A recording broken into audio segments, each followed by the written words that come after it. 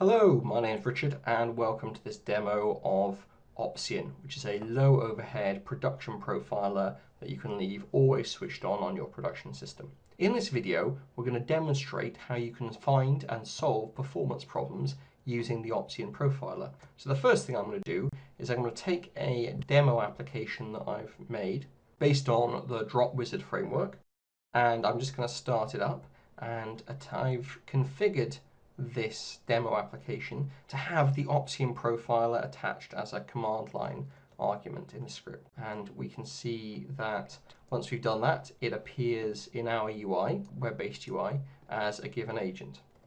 So what does this demo do? Well, let's first of all just run this demo house search script. What this is doing is it's just hitting an HTTP endpoint and getting some JSON data back in there. I've loaded this system up with a CSV file from the UK government, which contains all the house price transactions in the UK over a given time period. Now, what I've done here with this demo search is search for all the house transactions in Cardiff, and they're all sorted by price. So we can see the cheapest is £266, which is basically free for a house, and the most expensive is £29 million. Very, very expensive. And these are all the property transactions. So you can just see what the script is doing. If I cat it, it's just doing a curl on a given endpoint. But that's not very useful for benchmarking things. So I've also got this script here for doing benchmarking that takes the Apache Bench HTTP benchmarking tool and runs a number of concurrent transactions on this endpoint. So if I just run 1,000 transactions, I'm actually going to speed this up in the video a little bit because I don't want you to be sitting here waiting for all of those operations to complete. Okay, so what we can see here is the output of this benchmarking run. We've got a little latency histogram. What this line means is 50% of the requests were completed within 500 milliseconds, and all of our requests were completed within about 1.7 seconds. Customers, when they're hitting a website, often browse away, they get bored if things are running too slow. So what we want to do is we want to optimize our system to speed up these requests. So let's take a little look at our web-based UI that we have with Opsian. We've got our agent here and we can select a time period.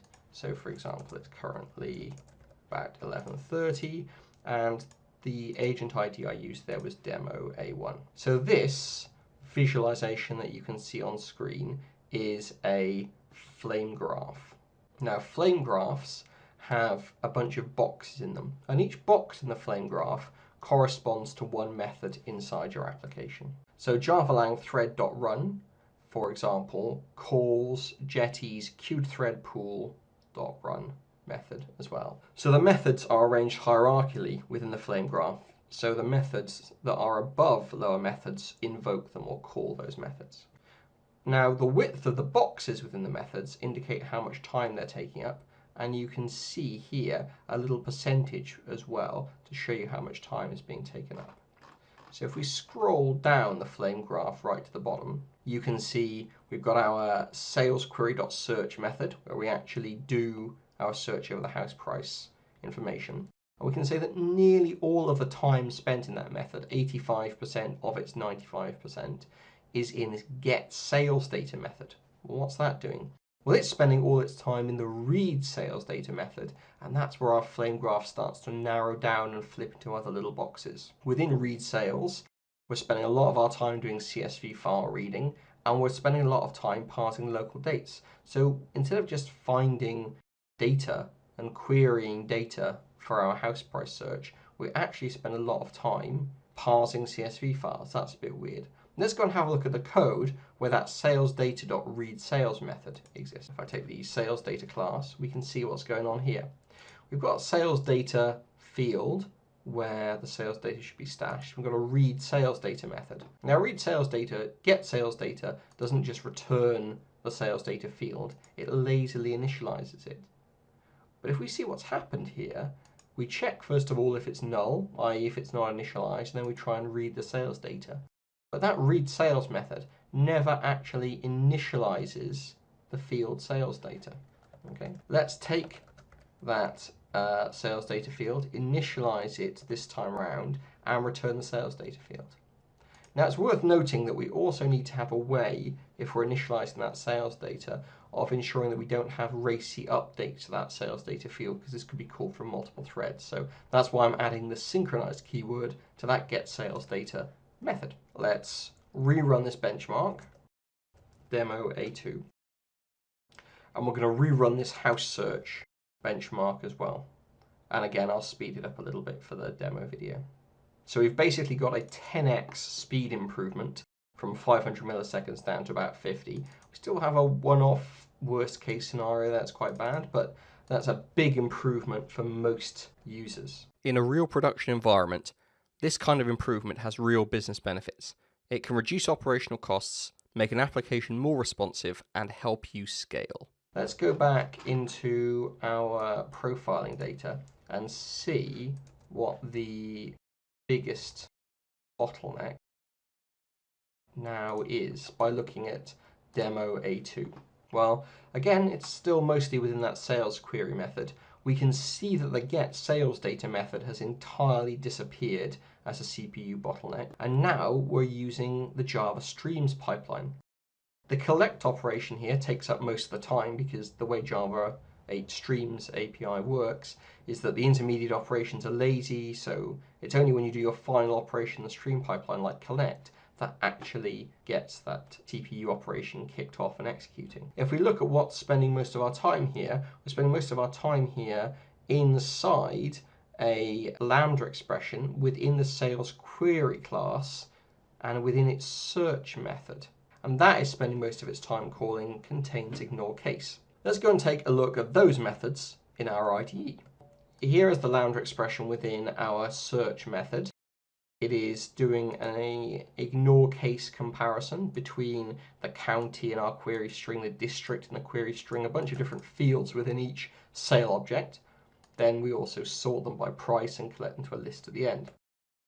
Now, if we look at what our contains ignore case method is doing, it's doing a really simple but inefficient way of doing a contains ignore case, which is to call to uppercase on both the query string and the field, and then to call contains on the two values. There are better ways of doing that. For example, the Apache Commons library has a class in it called stringutils that has a contains ignore case method. So we could just take the field and the query string, and we could use that instead. So again, I'm going to restart our demo application, and I'm also going to rerun the benchmark. We were at 50 milliseconds before for our 50th percentile. Now we are down to 37, so about a 25% speed improvement. What demo A3 results in? Well, if we scroll down again, we've got a pretty similar profile. It's very bottlenecked within this application code. We're still very much bottlenecked in Lambda method in the search method, and we're still very much bottlenecked on contains ignore case. So we've sped it up, but our bottleneck hasn't really shifted to anywhere else in the application. We still need a way of improving the performance of contains ignore case. Now, conveniently, I know, because I've had a look at the data, that actually all the fields within the CSV file that we're getting our data from are all in the uppercase form to begin with anyway. So what we can actually do is take our query string, call to uppercase on it once, and then call that, say, uppercase query string. Pass that as the query string to all these comparisons.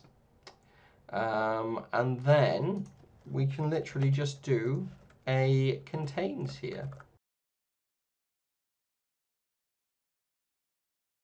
So that's combining our profiling data about where the bottleneck is with a little bit of domain knowledge that helps us understand how we can simplify our code in a correct way.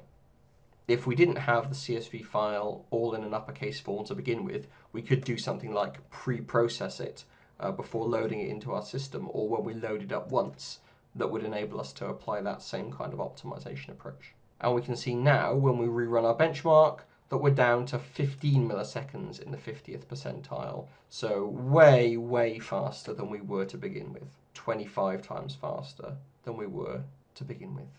If you are interested in using this demo application yourself. We've put the examples up on GitHub, so you can just see that under the Opsian user on GitHub, performance problems example. So we've seen how using profiling and flame graphs could lead to a 25-fold reduction in response time on these kind of example problems. And whilst they're just example problems, they're based on the kind of real issues users have in production. These kind of improvements make your software more responsive to end users, reduce operational costs, and help you scale to meet your business targets. If you'd like to solve a known performance problem, or just better understand what optimization opportunities you might have, head over to opsian.com for a free 14-day trial.